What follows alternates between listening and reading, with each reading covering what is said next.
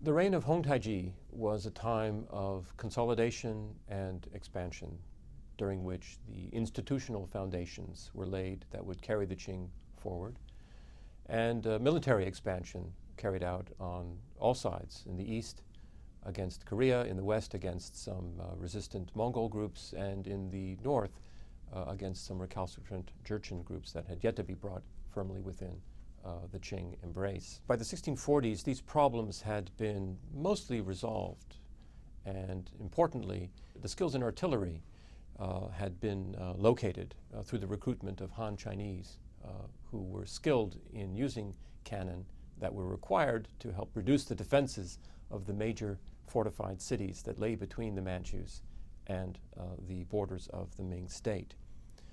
This was crucial for any further expansion to the southwest toward Beijing.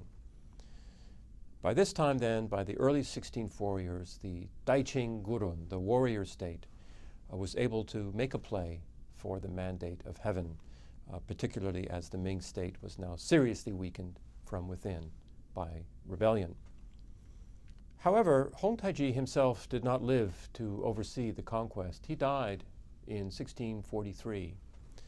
And at that time, a council was held to decide on who should succeed him. The Manchus did not practice primogeniture like the Chinese did. It was not necessarily the eldest son of the deceased ruler who would assume power.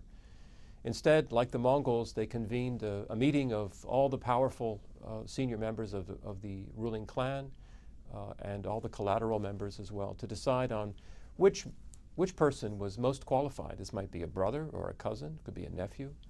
Which person was most qualified to serve as the Khan in place of the one who had just died.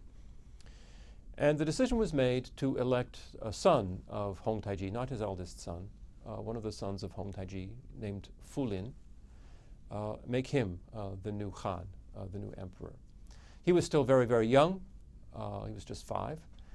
And his uncle, Hong Taiji's brother Dorgon, was named as regent until the time that Fu Lin, who was given the name the Shunzhi emperor, would be old enough to rule in his own name.